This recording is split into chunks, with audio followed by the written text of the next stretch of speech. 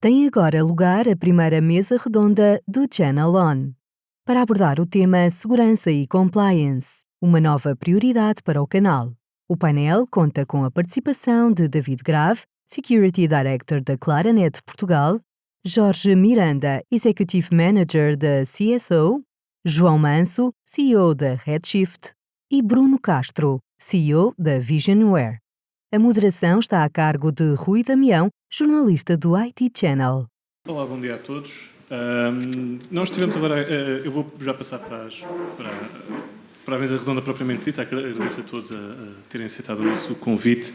Eu vou começar com o Jorge Miranda, até porque o David da Fortinet começou por falar aqui do tema da NIS 2 e alguns pontos da NIS 2. Eu creio que se calhar podíamos ir já por aí. Com a entrada em vigor da NIS 2, quantos dos clientes, efetivamente, não estou aqui a falar dos parceiros, estou a falar dos clientes, percebem realmente que podem estar abrangidos por estas novas obrigações? Bom dia a todos. Basicamente, a perspectiva que a NIS 2 vem trazer sobre o mercado em geral e sobretudo, sobre as empresas, é que, na realidade, o tamanho da empresa deixa de contar, o que passa realmente aqui a ser importante é a natureza do serviço que a empresa presta e que a companhia presta. Ou seja, a partir daí, nós vamos ter com a NIS 2 aqui uma abordagem, e uma vez que é uma diretiva, uma perspectiva legal, digamos, sobre a operação e sobre a cibersegurança nas empresas, mas fundamentalmente aquilo que nos vem trazer é esta novidade. Vamos ter empresas, vou dar um exemplo, que são consideradas críticas, como pode ser uma pequena empresa da indústria química, não é? Com um volume de negócios até relativamente baixo, mas o que é facto é que vai estar abrangido pela NIS 2. E, no fundo, acho que a NIS 2 vai-nos trazer esta novidade e que as empresas vão ter que estar alinhadas e implementar controles de cibersegurança pela imposição da própria diretiva, e por muito provavelmente e muito brevemente se vai tornar regulamento. Portanto, como tal, a perspectiva que as empresas têm que ter sobre a NIS 2 é que, de facto, vai permitir que as empresas, de uma forma integrada, olhem para a cibersegurança. Estamos a falar dos processos, estamos a falar da organização, dos controlos documentais, dos controlos tecnológicos que têm que ser implementados, exatamente para as empresas estas empresas que vão ser críticas para a infraestrutura e para a economia do país, estejam alinhadas, de facto, com a NIS 2.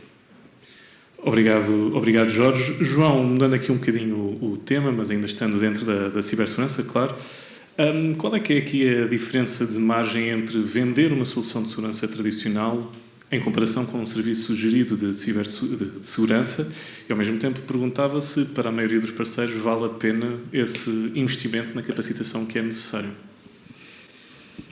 Bom dia a todos. Obrigado pelo convite de estar presente, é sempre um prazer. Respondendo à questão, mais diretamente possível. Para qualquer empresa, capacitação é um desafio muito grande, porque nós todos temos a sensação óbvia de que há falta de recursos e que os recursos que existem cada vez são mais caros. E, portanto, temos que ser muito objetivos naquilo que é a nossa própria capacidade de atrairmos pessoas para conseguirmos ter a capacidade de constituir uma oferta de serviço. A Redshift tem essa estratégia envolvida dentro do seu core nos últimos 3 anos, uma migração de tentar não vender apenas soluções tradicionais que sirvam o mercado de uma forma, digamos, mais ou menos.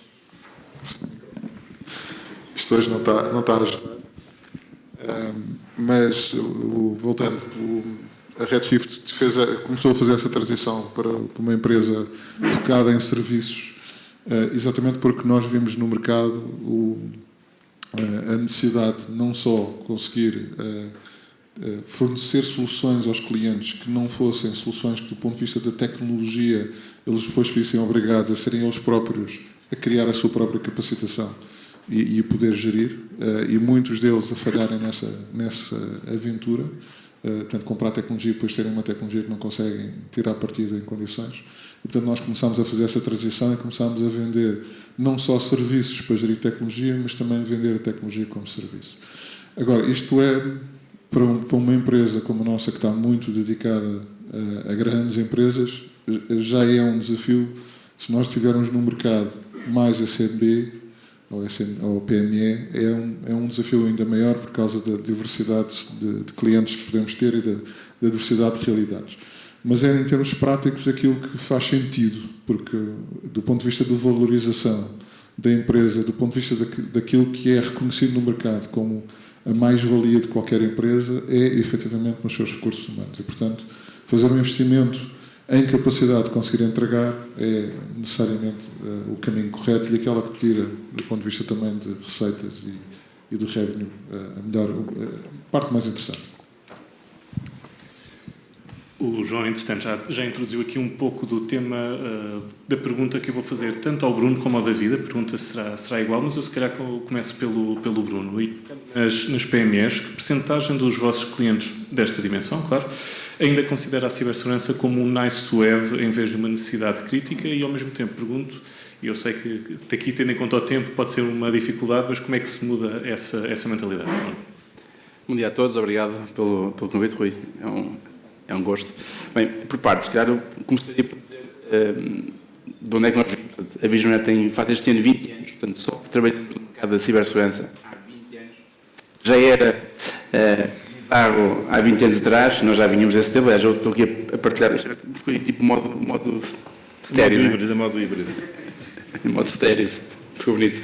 Bem, portanto, resumidamente, nós já vimos há mais de 20 anos neste setor 10. Eu estou a partilhar aqui o painel, estamos aqui há pouco a falar aqui em backstage.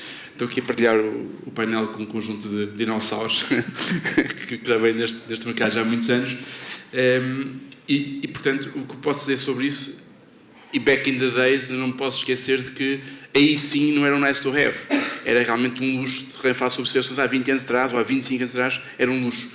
E está aqui o Jorge que se lembra desses tempos, de certeza, e, portanto, até era muito visto como um custo. Eu hoje, eu vou ser um bocadinho politicamente não correto, eu diria que esse tema da conversa do nice to have e do must to have, acho que já não é tema. Okay? Eu acho que não há um gestor moderno hoje que, com esta bomba mediática que houve, e tudo que era cibersegurança, ciberataques, também foi uma espécie de bomba de awareness de segurança, acho que não há nenhum gestor moderno hoje que não contabilize efetivamente o risco cibernético na sua atividade. E, portanto, isso já diria que não é tema. O que está aqui em cima da mesa é um modelo de governação.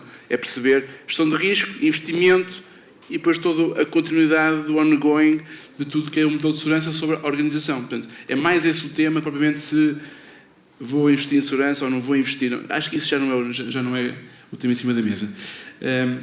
Como é que isso se muda? Sim, eu acho que há aqui dois momentos muito importantes que veio alterar isto. Claramente, a questão da pandemia cibernética que houve na altura do Covid, pós-Covid, em que se tornou altamente mediático, e foi aqui o momento de acordar e abrir olhos para toda a gente, okay? Inclusive para nós, também trabalhámos na área da cibersegurança, tivemos a oportunidade de levar algumas doses de humildade no terreno.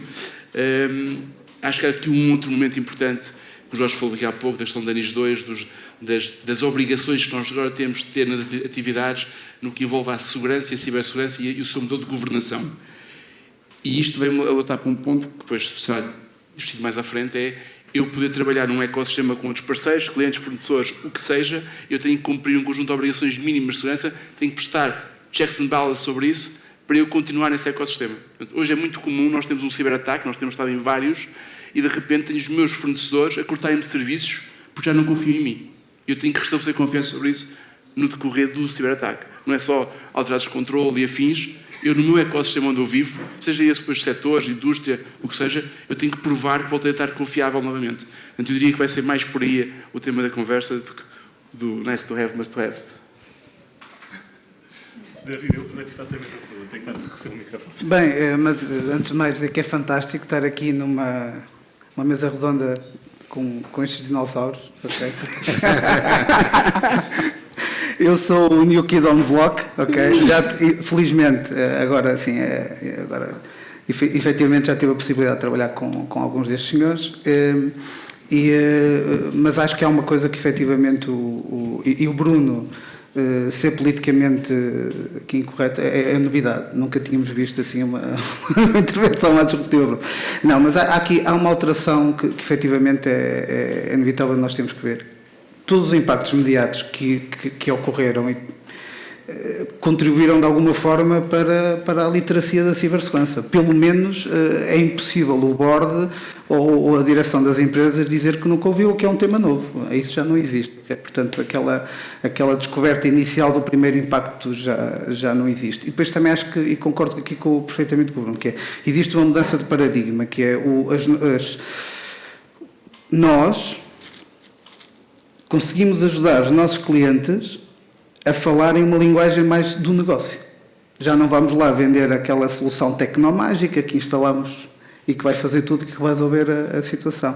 Estamos a ensinar os nossos clientes a posicionarem aquilo que é a cibersegurança como um ativo de proteção do negócio. A NIS2 vai ajudar. E entramos aqui um bocadinho também no tema da supply chain. Vamos imaginar, grosso modo, as primeiras abordagens disseram que o NIS2 seria aplicado a 5.000 empresas em Portugal.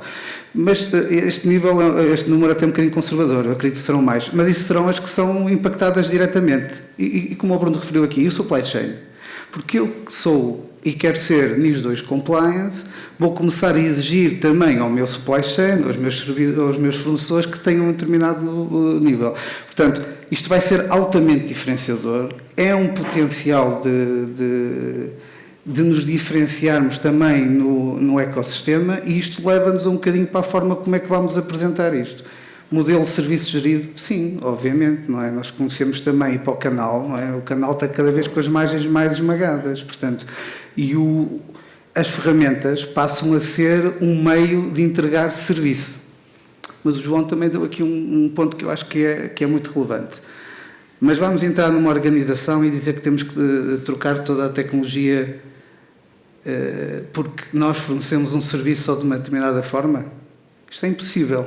Este é um desafio também, que é como é que nós vamos ter a capacidade de entrar no mercado, de entrar numa PME que já fez os seus investimentos, que os orçamentos, por mais que nós queiramos, não são ilimitados e nós vamos ter que, sim, podemos introduzir algumas ferramentas, mas no fundo também vamos ter que optimizar as ferramentas que o cliente tem. E temos uma linguagem de que nem tudo se resolve por tecnologia. Portanto, eu penso que são um bocadinho estes e sumarizando aqui um bocadinho os que os colegas foram dizendo, estamos numa altura de disrupção, uma altura de muita oportunidade no mercado, o compliance certamente que vai acelerar, mas também vai ter desafios quer para os integradores, quer ser relevante nas PMEs.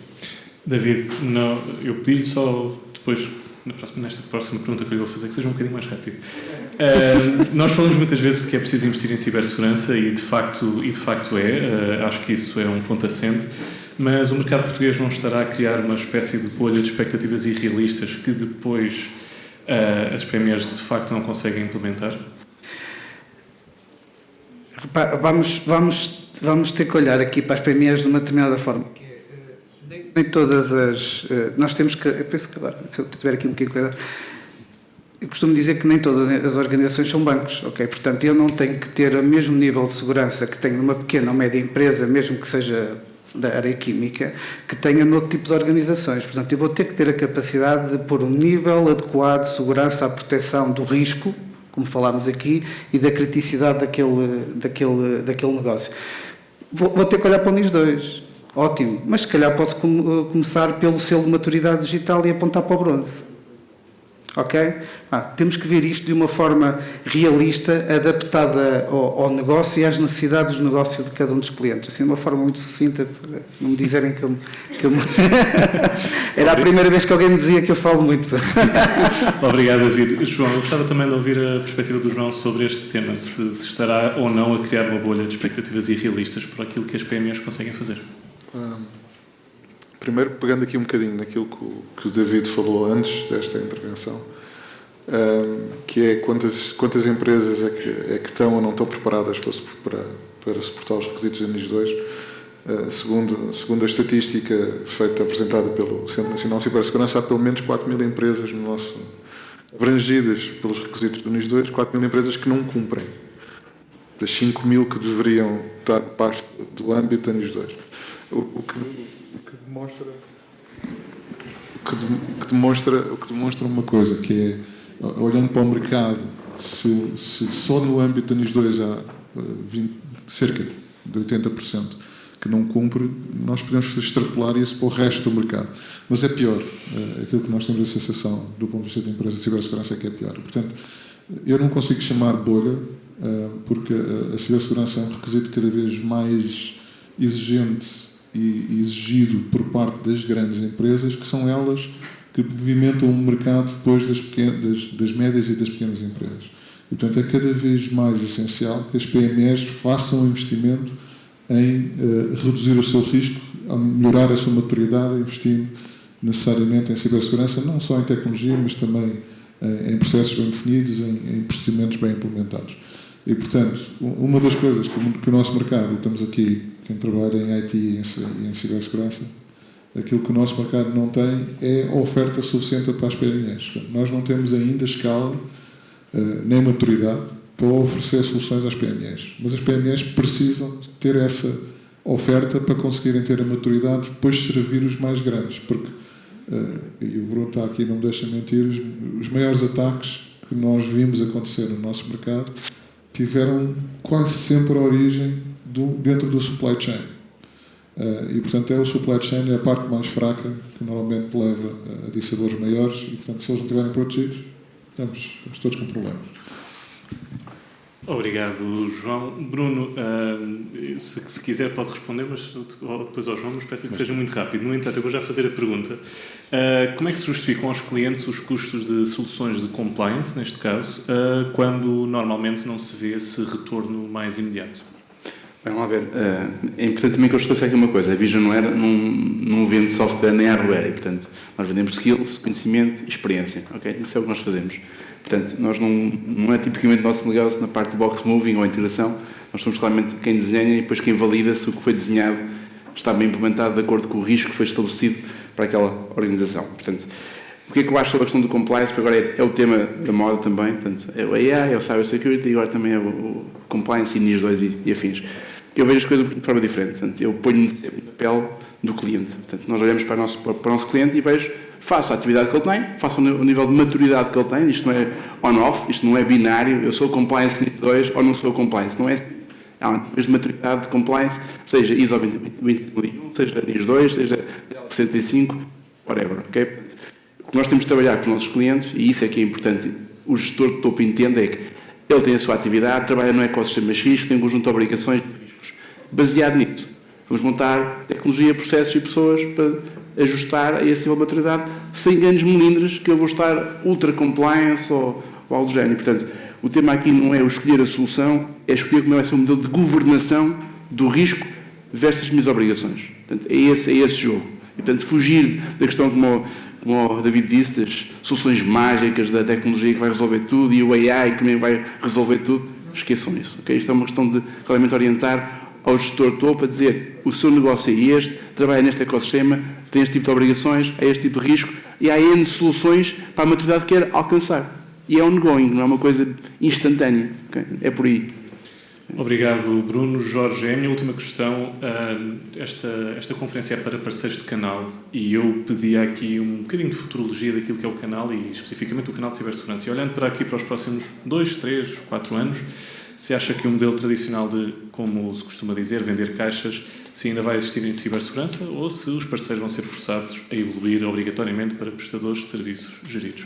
Antes de passar a responder, gostava apenas de fazer aqui uma pequena reflexão sobre tudo aquilo que tivemos aqui a falar e, de alguma forma, passar-vos aqui uma mensagem que acho que pode ser importante da forma como nós vamos abordar os nossos clientes. Eu acho que se todas as organizações olharem para a sua organização pensando sempre num âmbito, e que isto mais ou menos tem a ver com o objetivo de negócio que nós temos, o que é que nós queremos fazer, se olharem para as partes interessadas que interagem com a sua organização, estamos a falar de colaboradores, fornecedores, supply channel, tudo isso, todo esse conjunto de pessoas, os interessados governamentais, e se nós definirmos quais são as nossas partes interessadas, e sobre estas duas definições muito simples, que devem ser feitas nas organizações em brainstorming, vocês vão chegar, com certeza, a conclusões que vos permitem também medir um bocadinho o risco. E se esta consciência e se esta abordagem existir, garantidamente que as empresas começam-se a preparar para a NIS 2 de uma forma natural, começam a caminhar naturalmente para aquilo que são os requisitos da NIS 2, tanto do ponto de vista documental como do ponto de vista do controle tecnológico e, mais tarde, obrigatoriamente, olhar para os processos internos, que são os processos críticos. Portanto, começar com estas coisas não tem que se começar obrigatoriamente com toda a organização. Não, devemos definir de facto qual é que é o ambiente, o que é mais importante para a nossa organização, o que é de facto crítico, o que é que nós devemos fazer, qual é o nosso âmbito que queremos melhorar e a partir daí eu digo que tudo se torna fácil. Respondendo à última questão, acho que consigo responder de uma forma muito simples. Todos hoje caminhamos para uma entrega de soluções e não de ou tecnologias, ou serviços, ou processos, como aqui já foi dito. Toda esta forma integrada e olhando para aquilo que são as obrigações e as legislações, vão-nos dar aqui uma abordagem de por onde podemos começar.